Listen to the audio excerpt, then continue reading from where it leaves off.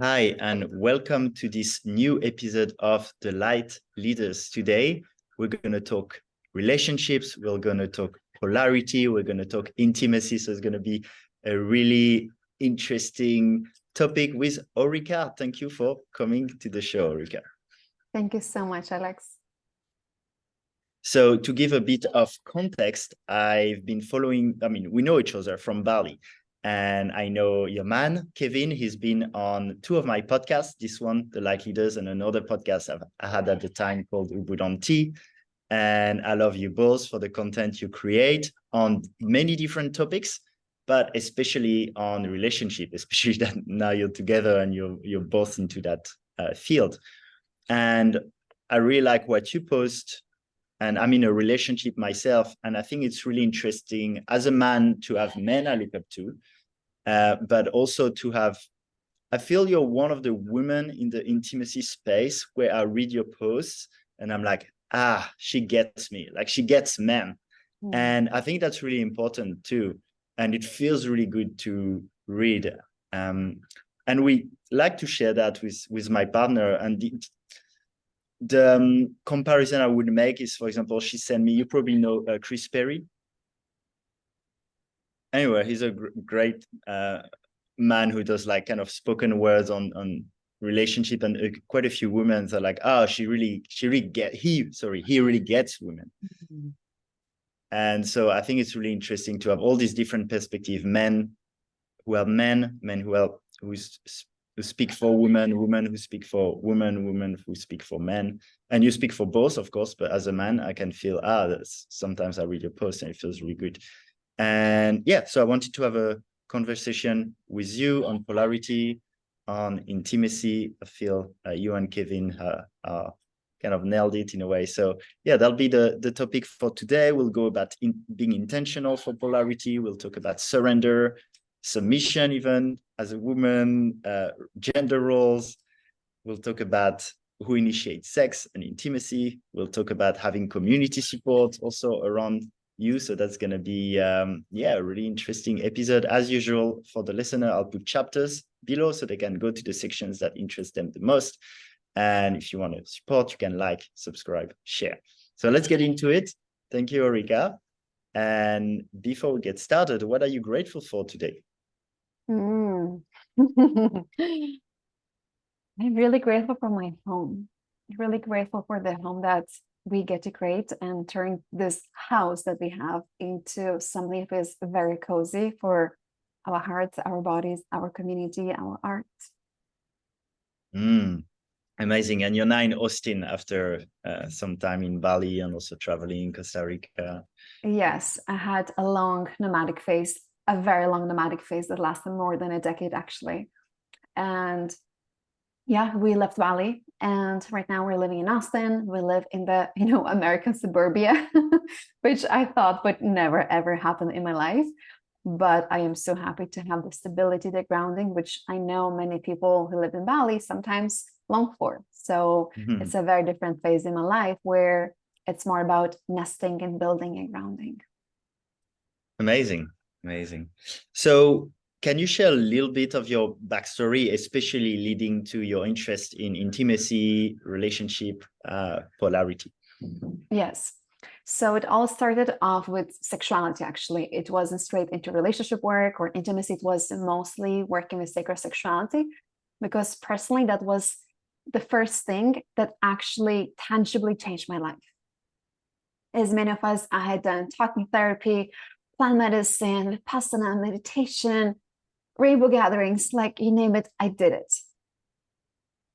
I was a yoga teacher who was also partying techno at night. I had a lot of different sides of the spectrum, trying to find that thing, while also having insomnia, feeling pretty low and pretty depressed, working the corporate, and the usual thing that makes us feel that we're missing the point and almost that we're living someone else's template. That's not our life.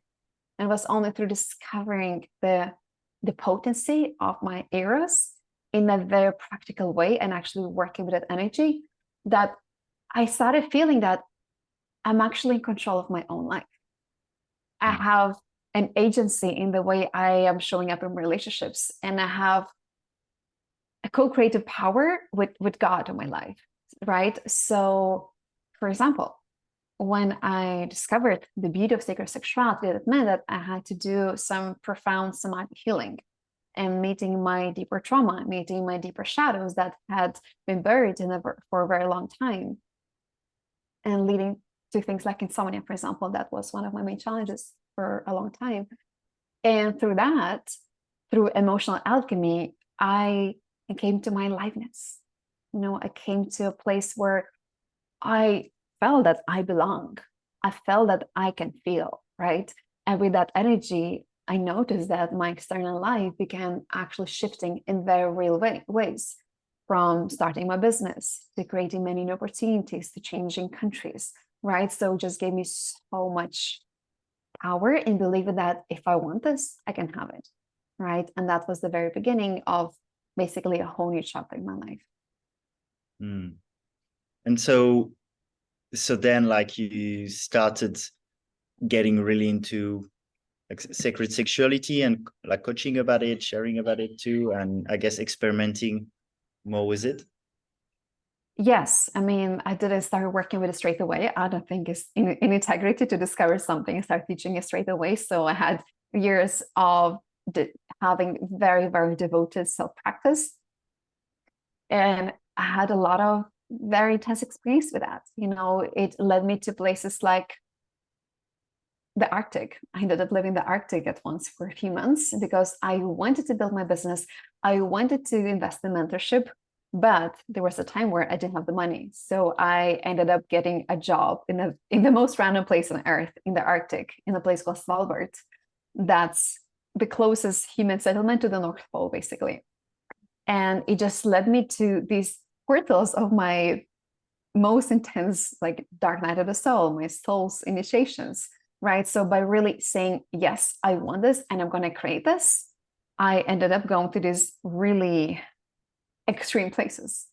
And yes, it was living in the Arctic, but also it was a very genuine and radical encounter with God through my own body, right? Mm-hmm. When I put myself in such harsh circumstances in the polar night where I had to face my deepest fear of aloneness, because there was literally no one I could talk to without explaining my words, for example, right? I had to put on a mask to be someone else than I was.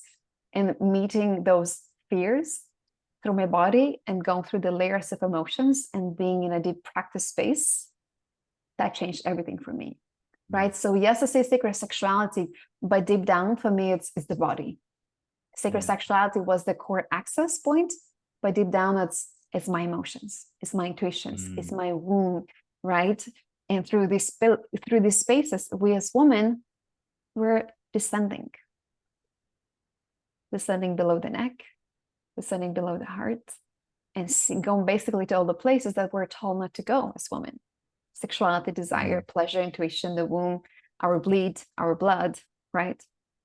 So that was my journey.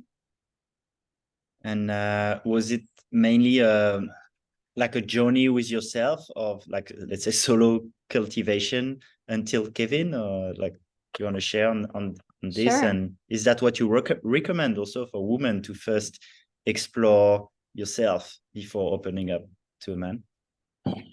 There's no one single method that I would prescribe to, everyone. That's the thing that will be efficient, because, there's people who have been married for decades, and there are people who actually want to be single and they don't want a relationship, right? So that really, really depends.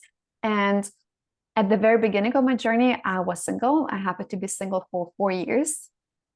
And I did have partners that were not long-term relationships. I wanted a long-term partnership, but I definitely had to clean up a lot of my inner energetics to be able to enter a relationship from a place that was secure. And yes, before Kevin, I had multiple long-term relationships. So I was already in the phase of back-to-back relationships.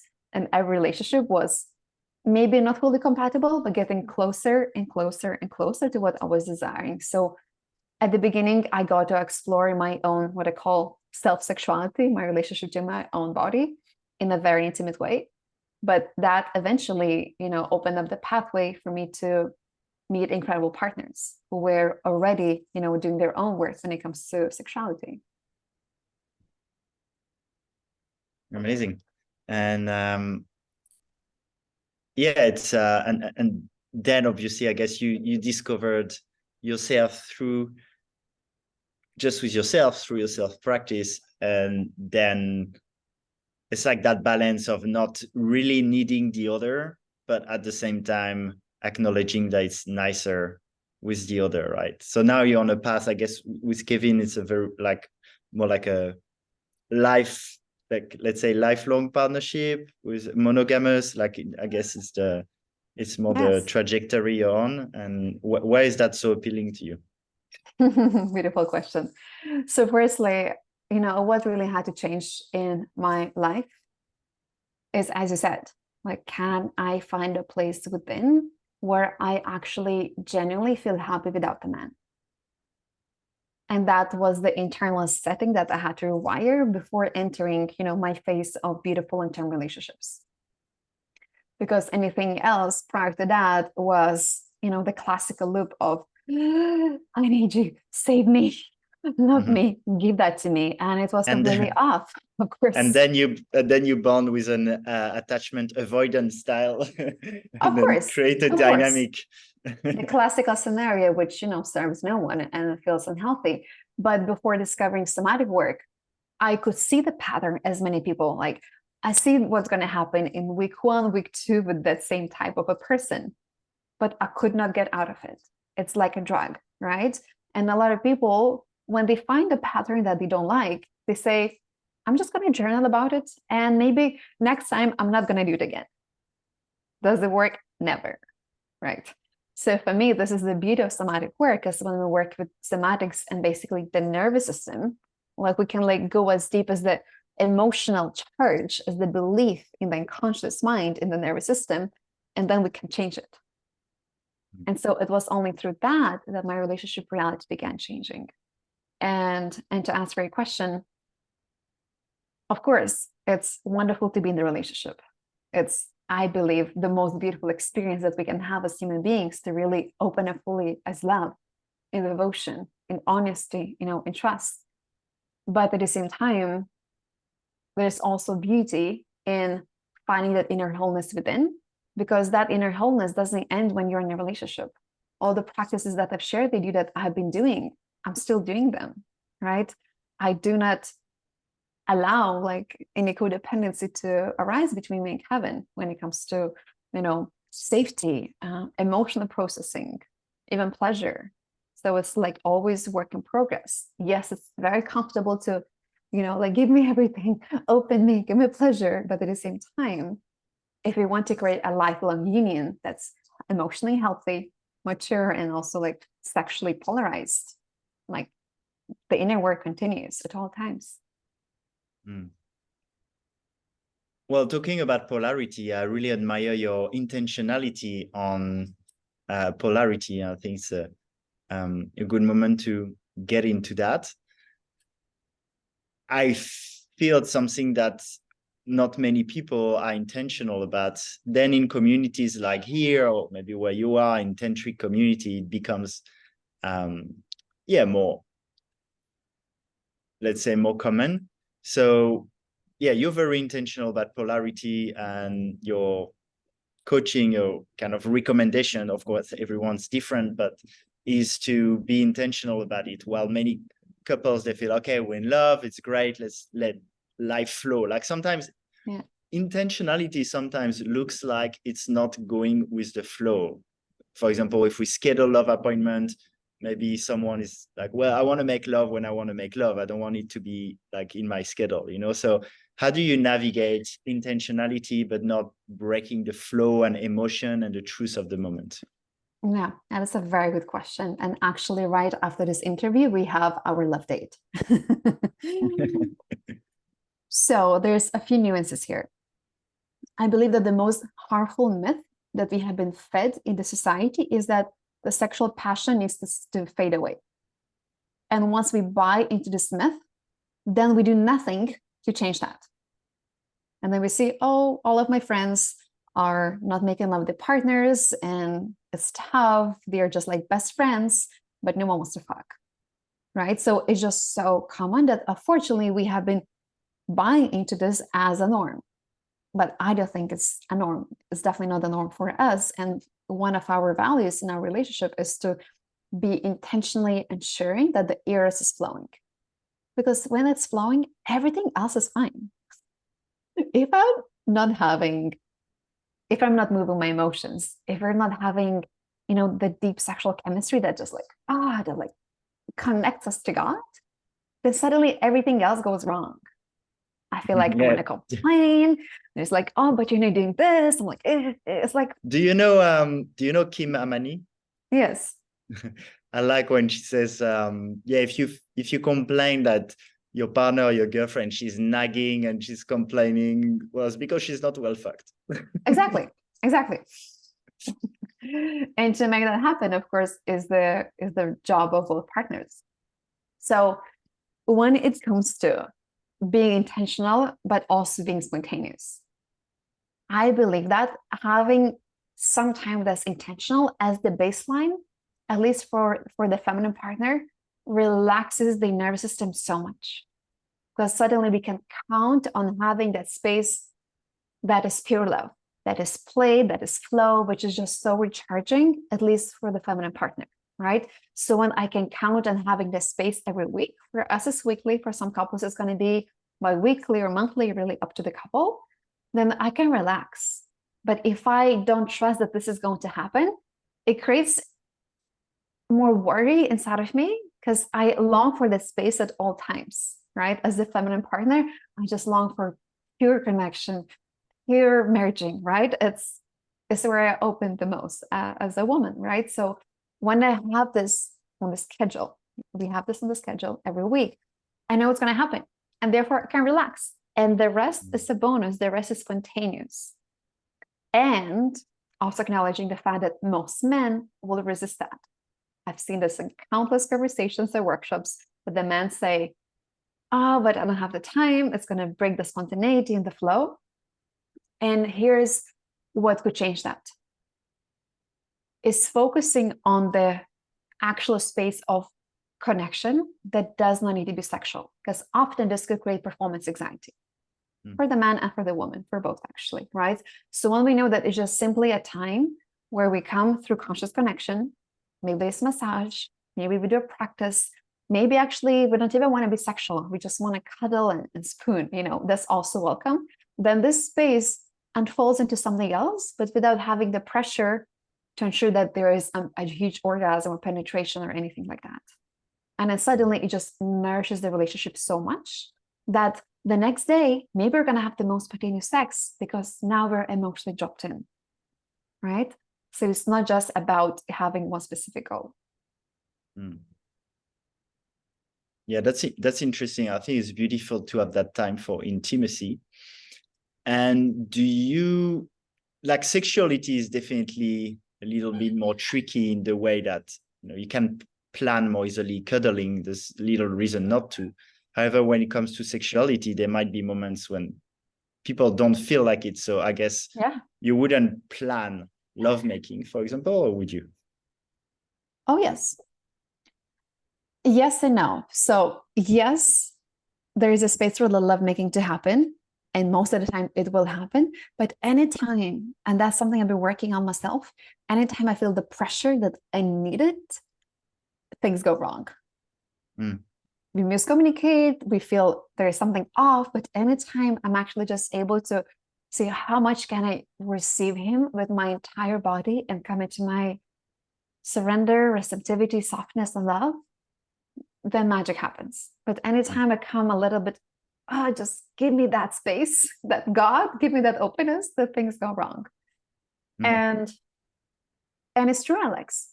Often, for example, when I enter the space, maybe my mind wants to make love, but my body is not there yet. And it's super common. So actually, the way I approach sexuality is that we create a turn on together. It's not that I need to come, turned on and ready to go. Most of the time, for women, we will need so much more time, firstly, to relax. to connect, to get out of our day, to feel our sensations in the body. More often, I will cry before I'm ready to make love. Sometimes for no reason, sometimes for a reason, that depends. And then it takes time to kind of unravel the layers of the body, remove the shells before we are potentially ready to make love.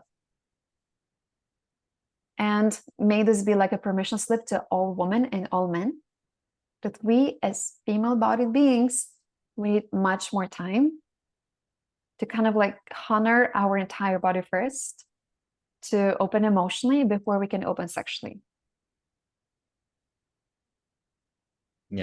Yeah, that's something we learn a lot in Tantra, for example. Like, for example, here in Bali, and for men, it takes a little bit of time to understand sometimes. I like the image of woman being like water and the man being like fire, and a man can be excited like an instant, like fire, and then it boils the water gently and slowly. And then the water can stay hot for longer while the fire can stop in an instant too. So it's like the art of combining these two together. Yes, and we can help each other. So for example, after this podcast, I'm going to take some time to transition out of my mind into my body. So I'm going to take maybe 5 to 10 minutes to move my body in intuitive ways, so that when I come to Kevin, like I'm actually receptive, right? So that I'm not thinking about the things we have just spoken about, so that I'm not thinking about my to-do list and my work. So it takes time to prepare my body for that. For me, this is just an act of my devotional love. And the same thing, Kevin, or like, your masculine partner, he can also help you relax and come into the body. One metaphor that I really enjoy is imagining that your woman's body is covered in golden dust. And so to open her body, you want to gather that dust from the peripheries, from every part of your body, towards her breasts, her heart first. Really take a time to awaken the heart. And then you go to the belly, the womb, and only then you go to the yoni. For the man, is the opposite. All the golden dust is around your sexual center. You actually want to spread it out, right? So we both support each other to meet in between. Yeah, cool.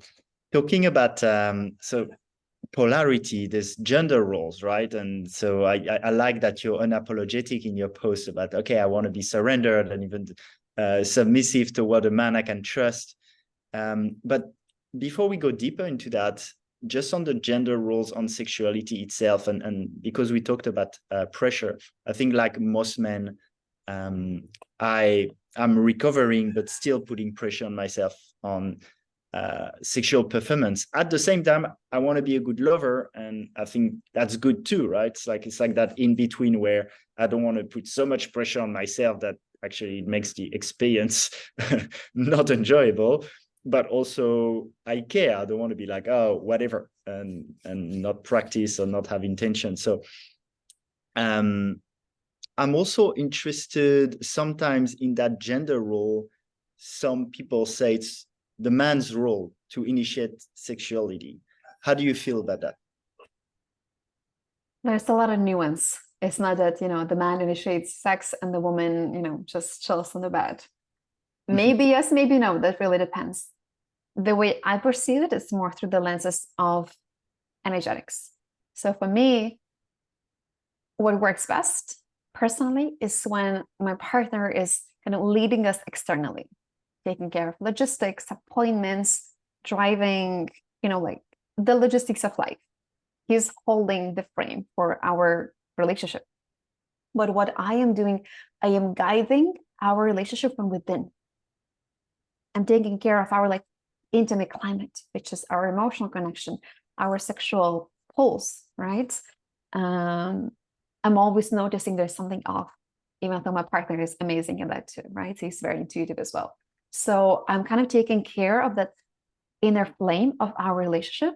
So sometimes my way of initiating simply means that I'm just sexually, connected to my body, and I share this with him. It doesn't mean that I'm saying, hey, let's have sex right now, but I come to him with my body. I am very responsive. I will make an effort if he says something that I love, that he knows it through my entire body, that, oh my God, thank you. Right? So I'm always expressing a lot through my body when it comes to sensuality, my nurture, my sadness, right? So my body becomes like a living organism, almost like an antenna, always, indicating him. And again, you see my body is becoming more expressive as I'm talking about this. So my body is always pulsing with aliveness, which kind of invites him to desire me, to take me, to ravish me, to pin me against the wall, right? So I'm kind of inviting him, but very often I'm not directly coming to him and saying, hey, let's have sex, right? So I'm just making a lot of space for him to come to me. I'm enticing his desire.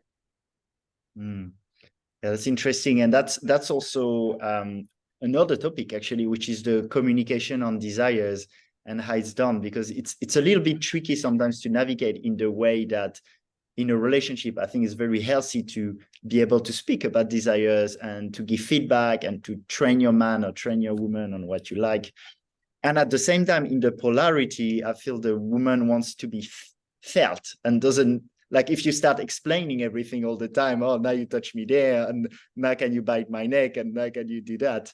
It's a little bit like it can kill the polarity also, because then you're like too much into maybe coaching the man. So how do you navigate expressing your desires to your man while still not feeling you have to explain all the time? That's a very good question.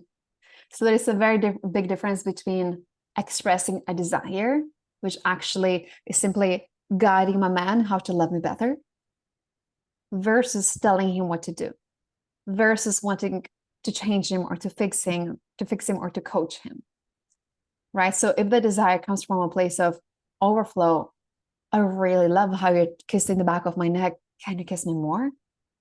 I don't think this could ever kill the polarity. However, if I'm telling him, I don't like when you do this, change that, that's going to kill the polarity, right? So it depends from the energy from which I come, whether it's to invite more of something that I'm already enjoying versus kind of telling that he's doing something wrong. And that's totally okay. Our partners will do things that we don't enjoy, but instead of shaming them, like, can we simply lovingly redirect them? And there's also, the very important space, which is not during sex, to talk about what we want and what we don't want. And often to have the full conversation about this. I don't think that during lovemaking is the best time. Definitely not when we're driving or doing logistics. It's actually a sacred space where we both sit down and say, this is what I need. This is what I would like more of. This is a boundary that I really want to express, right? So having that deeper conversation outside the bedroom, while also in the bedroom, speaking from the positive lenses about things we like more. Yeah, I love that you create those intentional spaces, because otherwise things leak in the wrong timing. Like if you don't have that, you're doing logistics and all of a sudden, the woman feels frustrated because she couldn't express something for months. Then it's going to come in the middle of the logistics meeting. And so I think it's or on the other, or it can be on the other end, the opposite, and logistics coming in the middle of love making. So what frame do you have? Like, so you have kind of love appointment, can be like king's night, queen's nights, can be different ways, but a time for intimacy every week. Yes. I know with my partner, we've started doing more like intention for the month. So do you like, so what do you have in terms of, do you have weekly logistics meeting, weekly love appointment, monthly intentional, like which ones do you have? So we have quite a few things, but we're always experimenting and we're always changing. So yes, we have our weekly love date, which sometimes can involve lovemaking, sometimes not, that depends. And we rotate who's leading the date. So sometimes it's me, 1 week it's me, the next week is Kevin. So that we come up with things that are always, fun and creative. And sometimes, once I felt tired, we're about to travel, I was so busy. So I said, can we just eat ice cream and watch Moana? That was our love date. And that felt amazing, right? Tonight we're doing something more fun. Then on top of this, we have our monthly check-in every first Sunday of the month.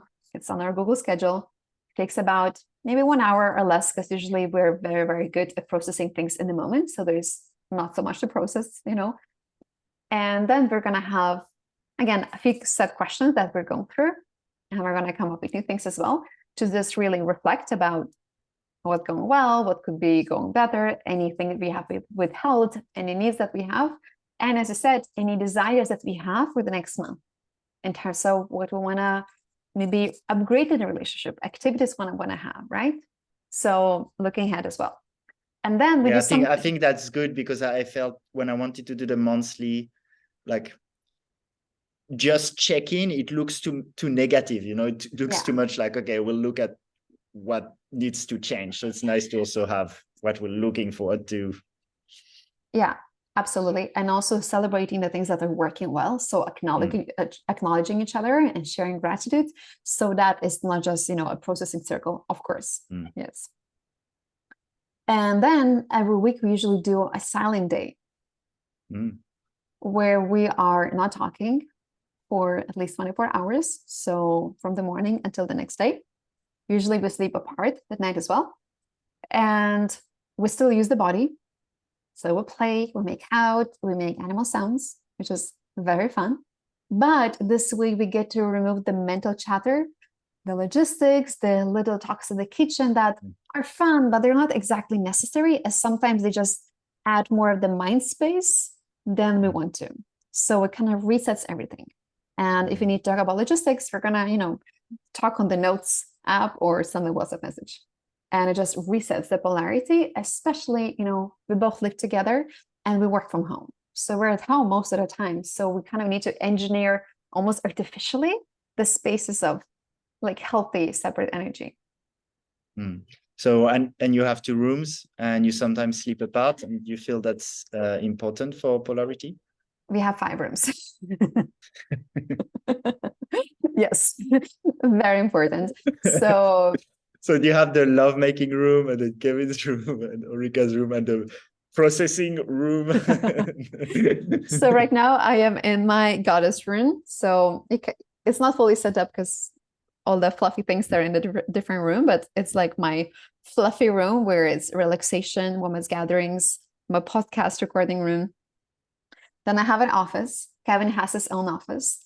Kevin also has an empty room where the guys come to play video game. So it's just an empty room, but it's like boys gatherings. And then we have our shared master bedroom, right? So we used to sleep half of the week apart for most of our relationship. Right now, the phase where we sleep mostly together feels really good. But for most of the relationship, we slept apart half of the week. We had a schedule, half the week together, half apart. And it felt amazing for our sexual chemistry. Yeah. That's cool. One thing, when we were talking about what you schedule. So you talked about the monthly checking, the weekly silent day, talked about the weekly love appointment. Do you have a scheduled time for sex especially, or would that be part of the monthly check-in? I mean, like sex... to let's say feedback, because you said it's important to create space for feedback on sex, but not during sex. So do you have a specific container for that? So we're still spontaneous. So we have, I think we're quite radical compared to a lot of couples.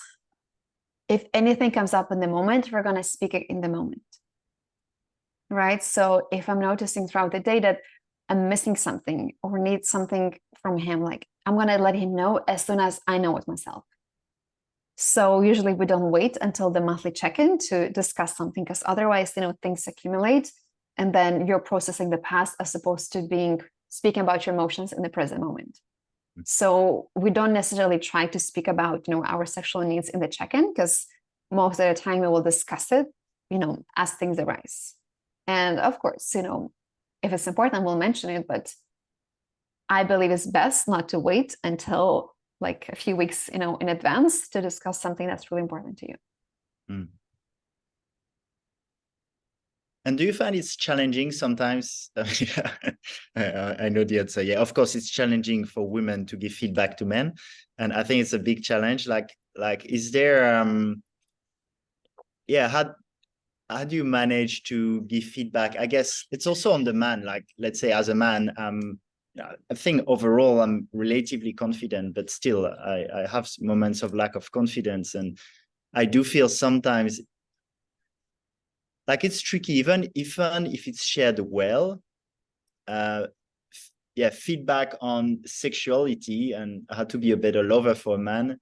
I know for me it's very sensitive, because even if it's shared well, there's a part of me that's grateful because I want to be a great lover, and there's a part of me that reinforces that expectation to perform part where I'm like, Yeah. I don't know, that like let's say if I went into an archetype of really rejecting it, it'd be like, okay, well, if it's got to be work, I don't want to do it. Yeah. So how do you manage giving feedback to men? It's a great question. And you're right. I think as men and women, we're all very sensitive when it comes to sexuality, because it's so deeply linked to our self-worth.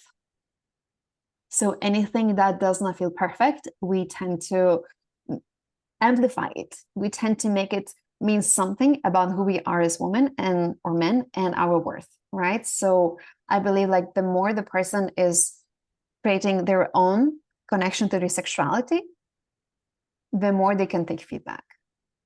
So it's always an inside job. And there's something that, for example, if Kevin would bring something to me that triggers me and makes me feel like, I don't want to do this. This is too much. This makes me feel wrong. Like that's my inner work to look at it. That's one thing.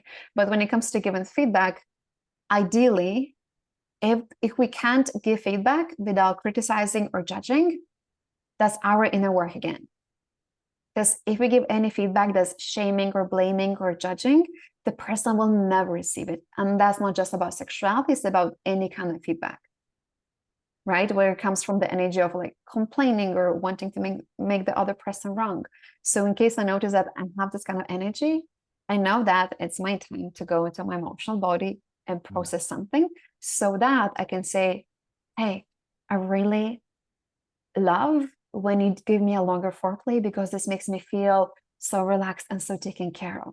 Would you be able to do more of that? So I'm not even mentioning if the man is not giving me enough foreplay. I'm saying I really love when you do this and I like more of that. And what this could look like. So I would actually give him examples so that he knows. Because often the best thing that we as women do when we ask for something, we're so generic. We say, I want you to love me more. I want you to make me feel beautiful and safe. But that means pretty much nothing or everything, So I would say, I would love, if you could take more time with my body before getting sexual. And this could mean like you picking a nice song that we dance to together. Maybe this looks like spooning together while you're caressing my hair and telling me compliments, right? So I could just give all kinds of options and trusting him to pick something that feels fun for him. And so it's not just giving feedback, I'm literally guiding my person how I want to be loved. Does it make Beautiful. sense? Yes. Yeah. I'd love to talk a little bit about in the gender role, being a woman and wanting to surrender to a man. You talk about it on your Instagram quite a bit, and I've had conversation like with my current partner, and same in the tantric worlds, that where the woman wants to be more in surrender in general.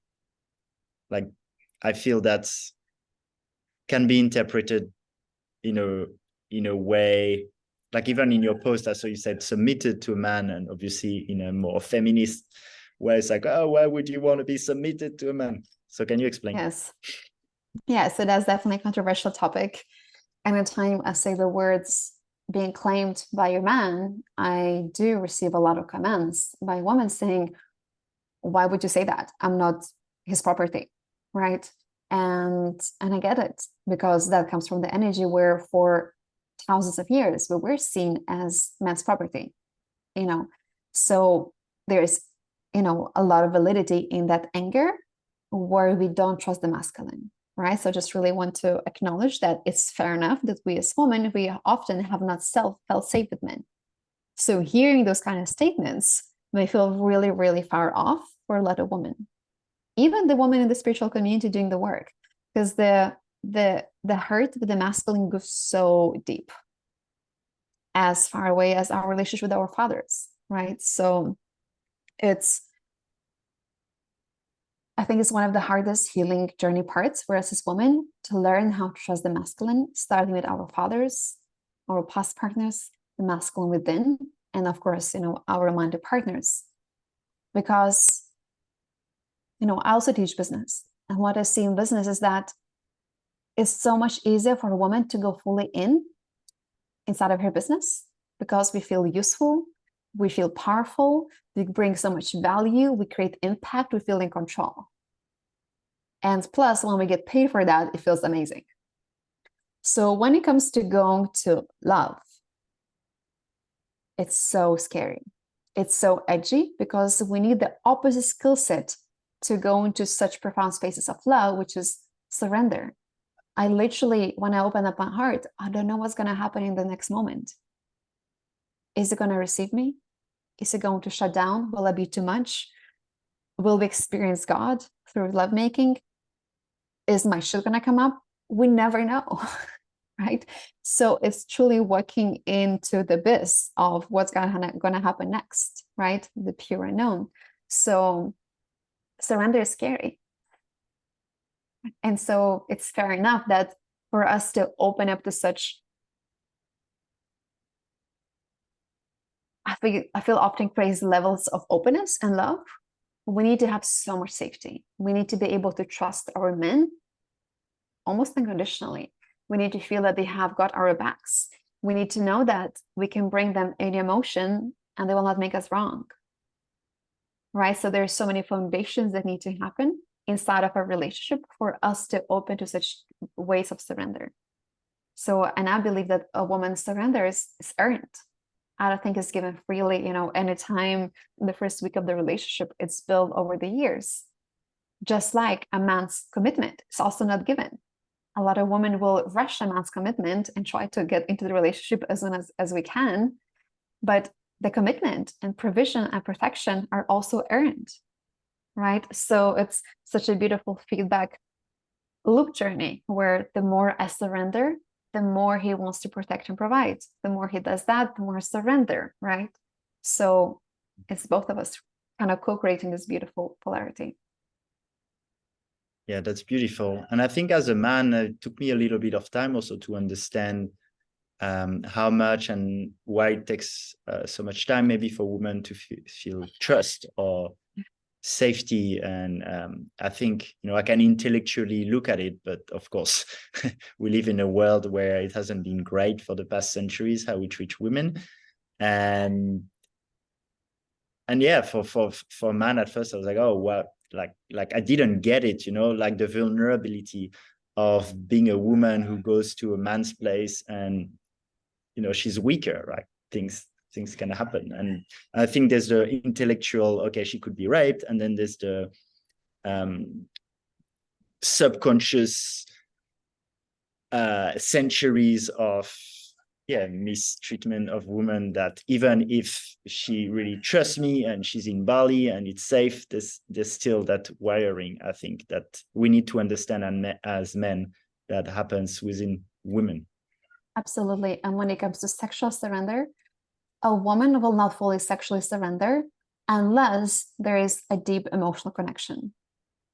Like that comes first, right? So yes, we can go into fiery, passionate places of sexual ecstasy, but that deep communion that we all so long for, men, women, young, old, I believe this is just our longing to come one with God. It's like the whole holistic opening, like that requires emotional intimacy. And to make that happen, so many factors are always, either contributing to this or taking away. So for example, if, a couple is dating and the man said that he would text her tomorrow and then he doesn't, that, kills the potentiality of trust in the moment, because he's not following up on his word. Right? So the man's integrity is his word, and that's his honor. or the woman's integrity is her heart.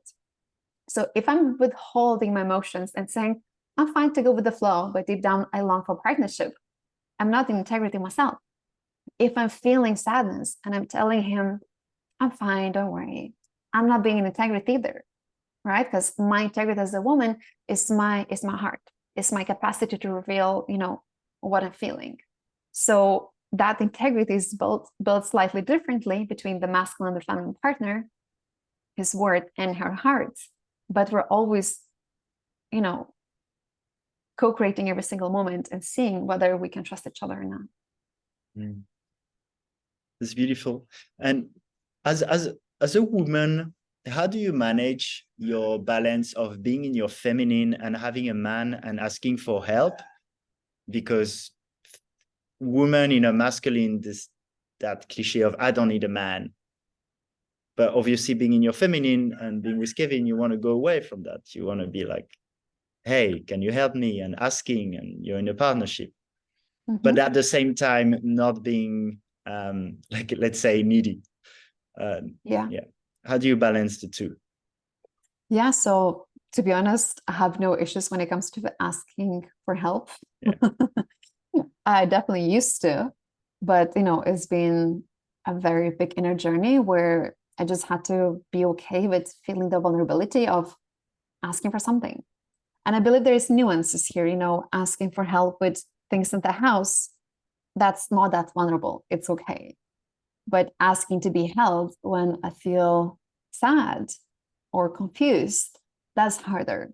But I feel that anytime I lean into that, especially when it's vulnerable, I invoke him to more presence. Like he wants to come closer, he wants to hold me, but only when he can feel my heart. And when it comes to, in general, maybe for a woman to be vulnerable while, being a powerful business owner, for example, that's hard. Like I want to acknowledge for most women, it's really hard because we are so afraid of rejection. And also many of us have not cultivated that deeper inner knowing of, I love myself even when I'm angry. I can compassionately hold my sadness and I'm okay with that. So a lot of us, we self-abandon when we feel the harder emotions. So that's the work where we begin. Like, can I hold myself the way I want my partner to hold me? Can I validate my needs that I have, or maybe more pleasure, more relaxation in the first place before, like depending on the partner to give me all of that? And then once I come from that place, he wants to give me everything, of course.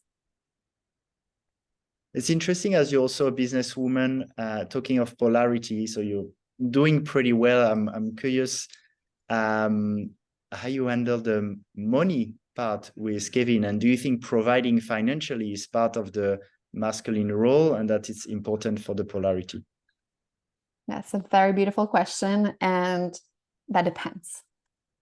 I know that we can have a beautiful couple, for example, where it's the woman who's providing financially and the man is receiving the provision.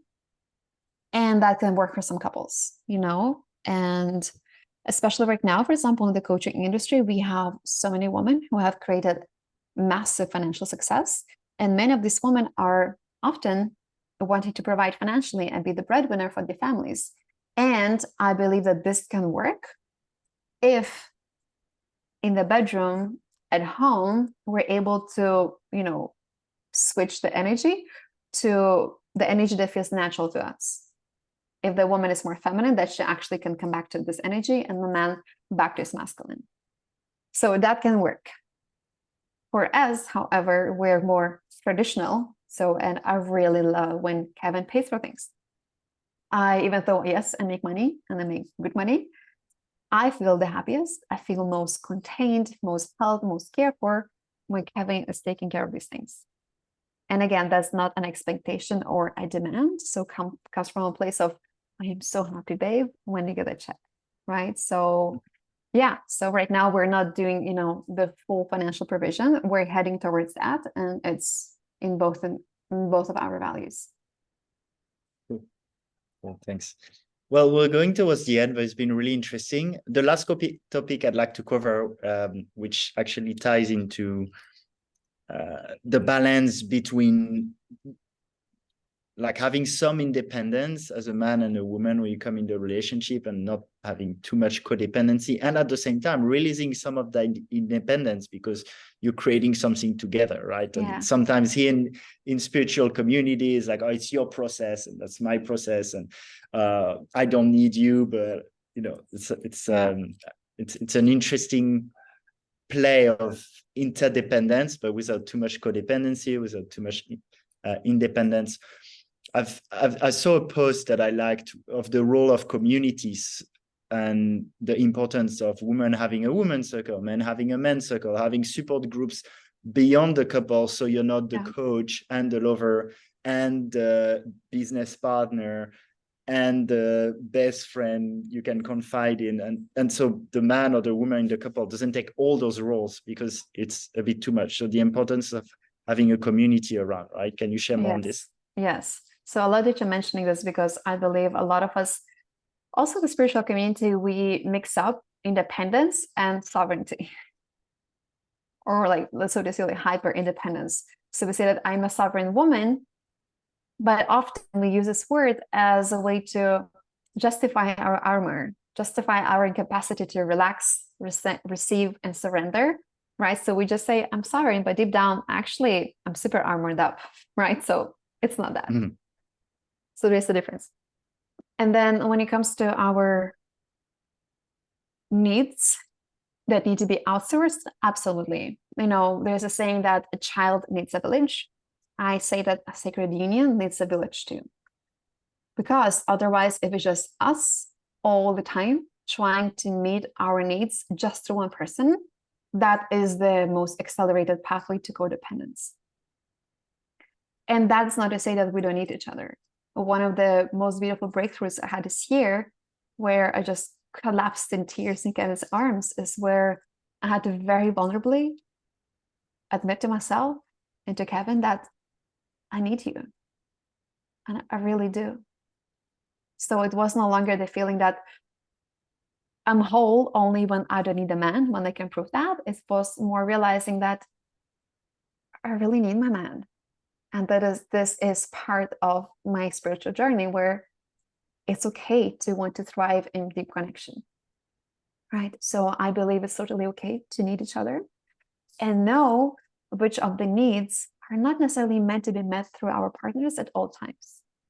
So this is why when I work with women, I will always ask, do you have a community of women you can rely on? If I'm talking to a man, I will ask him to have brotherhood. And many people don't. And that's an issue, because we need to have a place where we can process our relationship, our emotions, maybe receive them in touch, help play and relax outside of the relationship. Because if you do this only in the relationship, we often end up relying to process things together. And also, if the couple is relaxing together all the time, this can create a lot of like hanging out space, which I love, by the way. We love hanging out and just watch, movies and any trips and all of that. But if we're always relaxing together, we kind of enter like a neutral space in terms of polarity. It's like friends, but it's not exactly helping us to recharge in our masculine and feminine energies, which we do with men and women. Thank you so much, Aurika. It's been amazing. How can people like follow you more, and what do you have coming up? Yeah, thank you so much. So I hang mostly on Instagram. So Aurika Valan.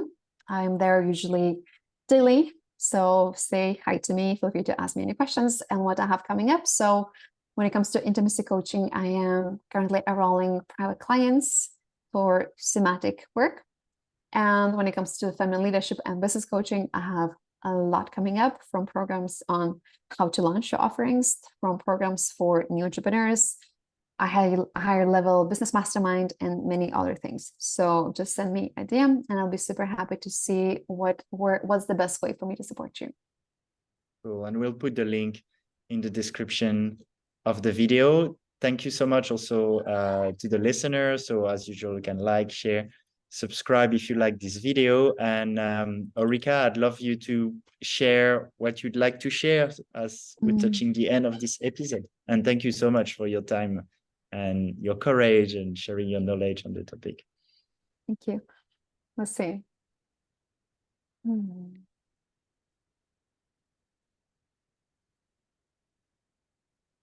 Just a little message that's coming through for, I guess, the feminine beings.